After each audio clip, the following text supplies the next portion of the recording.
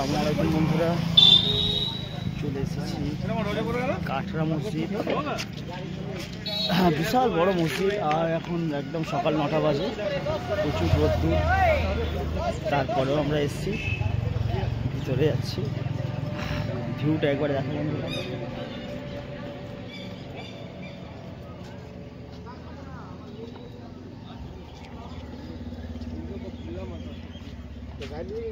আপনাকে আমি একা আছি। 100 টাকা নিলে লস হয়ে যাবে না? ভিতরে প্রবেশ করে গেলাম।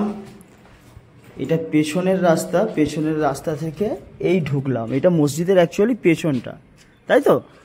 অলরেডি কিন্তু আমরা মসজিদের ভিতরে প্রবেশ করে ফেলেছি। আমরা এখন মসজিদের ভিতরে প্রবেশ করে ফেললাম, তাই তো? আচ্ছা, এই যে দোতলা ঘরগুলো দেখছেন, নিচে একতলা উপরে, দেখুন তো চারিপাশে। এক মিনিট দেখাই।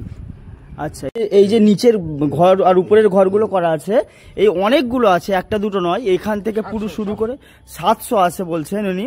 তো 700 ঘর যা আছে, এইগুলো সব অতিথিশালা, মানে অতিথিদের রাখার জন্য এইগুলো করা হয়েছিল। আচ্ছা, ইংলিশে বলে গেস্ট হাউস। ইংলিশে বলে গেস্ট হাউস। আচ্ছা, যারা অতিথি আসছেন তারা নিচে থাকবার জন্য তাদের ব্যবস্থা করা আছে। আচ্ছা, উপরে তারা কোরআন শরীফ পাঠ করতে পারেন। একই সঙ্গে প্রায় 700 লোক কোরআন শরীফ পাঠ করতে পারেন, উর্দু, আরবি, ফার্সি। একই সঙ্গে 700 লোক ফার্সি সবকিছু শিখতো। এই যে 700 আপনার আছে অতিথিশালা। অতিথিশালা। আচ্ছা, আপনার নামটা জানা হলো না। আমার নাম বাবুলাল। বাবুলাল কি? বাবুলাল দেবনাথ। বাবুলাল দেবনাথ বাবুর সঙ্গে কথা বলছি আমরা এখন। উনি অনেক অভিজ্ঞ, অনেক পুরনো, ওই জন্য ওনার সঙ্গে কথা বলে ভিতরে এসেছি। উনি মানে অনেক ইনফরমেশন এমন দিচ্ছে যেগুলো আমরা আগে জানতাম না, বা একা এলে কোনোদিনই জানতে পারতাম না।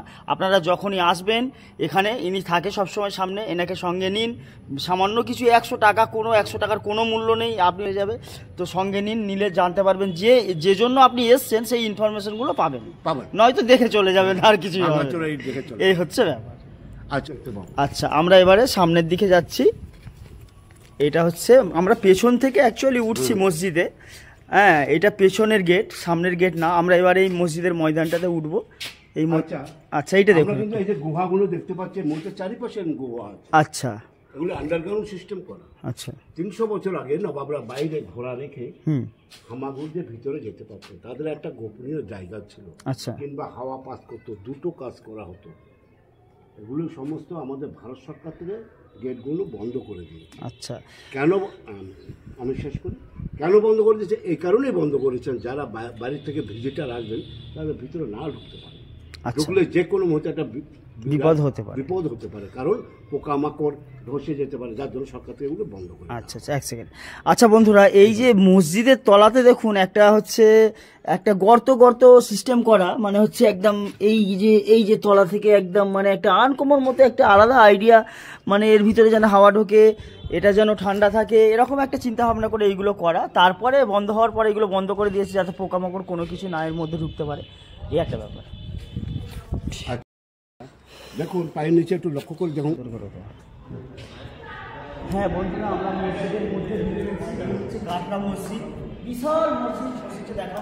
আচ্ছা, যে দিল্লির জামা মসজিদ আছে তারই অনুকরণে। আচ্ছা, দিল্লির যে জামা মসজিদ আছে তার অনুকরণে এটা করা হয়েছিল।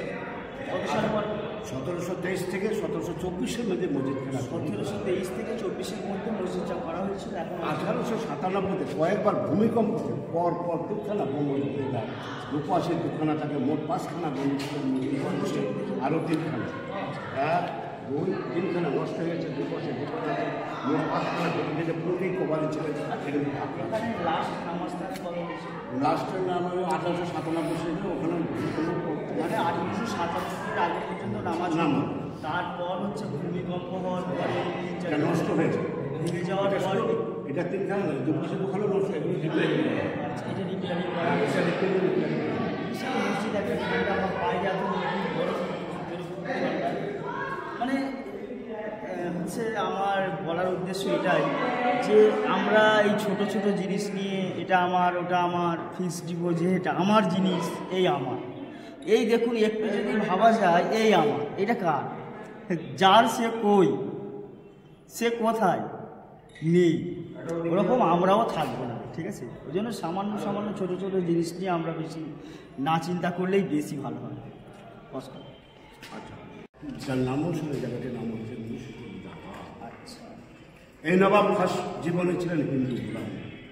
ছোটবেলা ওনার বাবা মা এত গরিব ছিল, তাকে বিক্রি করে মানুষ বেচা কিনা হোক, কীটনাশ হিসাবে মানুষ বেচা কিনা হোক, আর বাবা মা এত গরিব ছিল তাকে বিক্রি করে দেয় কার কাছে? তখন আমার ঔরঙ্গজেব ছিল নবাব। এই ঔরঙ্গজেবের কাছে তিনি ছোটবেলায় বিক্রি, সেখানে তিনি বড় হয়ে তাকে ইসলাম ধর্মে দীক্ষিত করা হলো। নাম দেওয়া হয়েছে মোহাম্মদ হাজি। ওনার নাম ছিলেন সুদর্শন নারায়ণ মিশ্র, ওনার বাবার নাম ছিলেন দত্ত নারায়ণ মিশ্র। সেটাকে পাল্টিয়ে যখন তিনি বড় হয়ে গেলেন, তাকে ইসলাম ধর্মে যখন দীক্ষিত করা হলো, তখন তার নাম দেওয়া হচ্ছে মোহাম্মদ হাজি। তাহলে বন্ধুরা বুঝতে পারছেন, একজন লোক যে আগে হচ্ছে ইসলাম মানে মুসলিম ছিল না, অন্য ধর্মের ছিল, তাকে একজন কৃতদাস হিসেবে কিনে নিয়েছে। কিনে নেওয়ার পর সে বড় হয়ে রাজা হয়ে এগুলো বানিয়েছে। কত বড় আশ্চর্যের বিষয় ভাবুন, মানে একজন এতিম বাচ্চা, মানে তার কেউ নেই, আবার সে অন্য ধর্মের, তাকে একজন মুসলিম লোক কিনে নিয়েছে, কিনে নিয়ে বড় করেছে, বড় করে সে রাজা হয়ে এইগুলো বানিয়েছে। কত আশ্চর্যের বিষয়। আর আমরা একটু ভেবে দেখুন, ছোট করে বললাম। আর উনি যখন নিজেকে রাজা হয়ে গেলেন, হ্যাঁ, তখন তিনি নিজে একটা বিবাহ করলেন, মুসলিম। আচ্ছা বিবাহ করে তার ঘরে একটা সন্তান হলো, একটা মেয়ে। আচ্ছা, মেয়েটির নাম হচ্ছে আজিমুন্নিসা বেগম। আজিমুন্নিসা বেগম। মেয়েটি ছোটোবেলায় একটা বিরাট অসুখ ছিল। কী অসুখ ছিল? হার্টু কাকে বলে, এখন যেটাকে হার্ট অ্যাটাক বলে। 300 বছর আগে কোনো আমাদের দেশে বড় এমবিবিএস ডাক্তার ছিল, মানে কে ছিল? গাছটা কবিরাজ ছিল। কবিরাজ বলেছে, হুজুর আপনার মেয়ের যা অসুখ হয়েছে, আপনার মেয়ে যা বর্তমান যা অসুখ দেখতে পাচ্ছে, হ্যাঁ, একে প্রতিদিন একটু করে বাচ্চা মানুষের কলিজা কেটে আমার গাছ রসের সঙ্গে মিশ্রিত করে তাকে খেতে দিতে হবে, তবে সে তাহলে আপনারা শুনুন, মানে এমন একটা অসুখ করেছে যে বাচ্চার কলিজা কেটে ওষুধের সঙ্গে মিলিয়ে তাকে খাওয়ালে হচ্ছে ঠিক হয়ে যাবে। যদিও এই ইনফরমেশন সম্বন্ধে অনেক কিছু বিতর্ক আছে, সঠিক কিনা, যাই হোক এটাই প্রচলিত এখানে, সেই জন্যই বলা হলো বা উনি বললেন। হ্যাঁ, তো মানে নিয়মটা খালি শুধু দেখে নিন। তো আমরা যাবো মুর্শিদ কুলি খায়ের কবরের দিকে। আসুন চলুন। আচ্ছা, এই বেশ কিছুদিন খাবার সুস্থ হয়ে গেল, ছোটো থেকে ওখানে গিয়ে শুনুন। আমি কিন্তু করে আপনি সবটাই বলছি। আমি বলছি অ্যাকচুয়ালি মসজিদের গেটের দিকে চলে এসেছি। অরিজিনাল গেট এটাই, আমরা সামনে থেকে দেখাবো। চলে এইটা সামনের গেট, আমরা সামনে থেকে দেখাবো। এটা হচ্ছে আমরা যেখান থেকে ঢুকেছিলাম ওটা পেছন ছিল, এইটাই অ্যাকচুয়ালি সামনে। এই দেখো, এইটা হচ্ছে সামনের গেট। আর আমরা যাব, আমাদের গাইড সাহেবের সঙ্গে একটু কথা বলবো। হ্যাঁ বলুন। ছাওয়াই চলো। দেখুন যিনি ছিলেন, হ্যাঁ বাংলা ওনার তো কোনো কলিজা খেয়ে ফেলতো, সে ভালো হয়ে যাওয়ার পরও এই কাজটি তার চালুর মতো হয়ে গেল। আচ্ছা, মানুষ মত করে একটু ছাওয়াই দাঁড়িয়ে কথা বলি। মালিকের কবর কোথায়? মালিকের কবর হচ্ছে, আমি যাবো সেখানে, চলুন।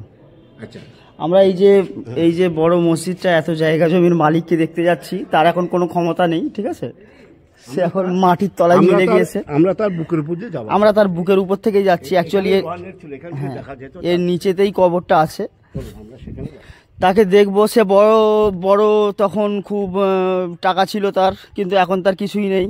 যেমন এখন অনেকের টাকা আছে। গেটের কাছেই কবর, আন্ডারগ্রাউন্ডের নিচেই কবর। যার কবর দেখতে চাচ্ছি সে ছোটবেলায় এতিম ছিল, অমুসলিম ছিল, পরে একজন, এই বন্ধুরা তার কবর। চলে আসুন ভিতরে। আসসালামু আলাইকুম ইয়া আহলাল কুবুর। একটু অন্ধকার।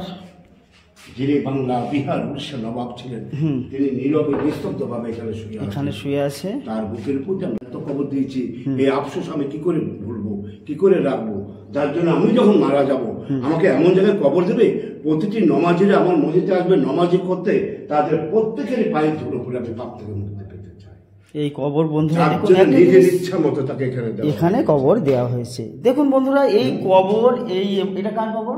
মুর্শিদ খায়ের মুর্শিদাবাদ, যার নামে এই মুর্শিদাবাদ, এই পুরো মুর্শিদাবাদ যার নামে, তার কবর এটা। আর হচ্ছে এই যেখানে আমরা দাঁড়িয়ে আছি, যে ভিডিওগুলো আগে দেখালাম, সেই লোকের কবর এটা। তার, সে মারা গেছে, তার আর কোনো ক্ষমতা নেই। তার জায়গা জমি, এই দেখুন বড় বড় বাগান, বড় মানে বিশাল জায়গা জমি সব পড়ে আছে। অন্য লোক গার্ড দিচ্ছে, তারা তাকে চেনেও না, তার বংশেরও কেউ না। তো এই হচ্ছে আমাদের জীবন বন্ধুরা।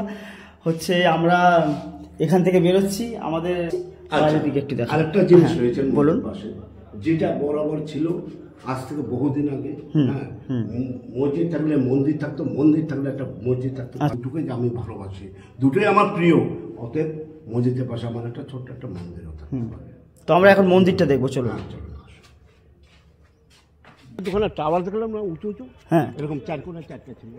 ঘোরাঘুরি এইসব নয়, আমার উদ্দেশ্য ছিল এটাই যে আমরা যে এই বেঁচে থাকাকালীন এইসব করি, এইসব একটু একটু জিনিস নিয়ে ঝগড়াঝাটি মারামারি করি, এটা আমার ওটা আমার, দেবো না করবো না এইসব করি, এটা দেখুন কার, এটা কার, সে কই, কোনো জিনিস আমরা নিয়ে আসিনি আর কোনো জিনিস আমরা নিয়ে যাব না। পৃথিবীতে যে জিনিসগুলো আছে সেগুলো মাত্র আমাদের ব্যবহার করার জন্য, আমরা ব্যবহার করে রেখে মারা যাব, আবার অন্য লোক ব্যবহার করবে, এইভাবে চলতে থাকবে, আমাদের কোনো কিছুই না। সেই জন্য আমার একদম করাটা বন্ধ করি আমরা, ঠিক আছে? এটাই হচ্ছে মেন ব্যাপার, আমার উদ্দেশ্য ছিল এটাই।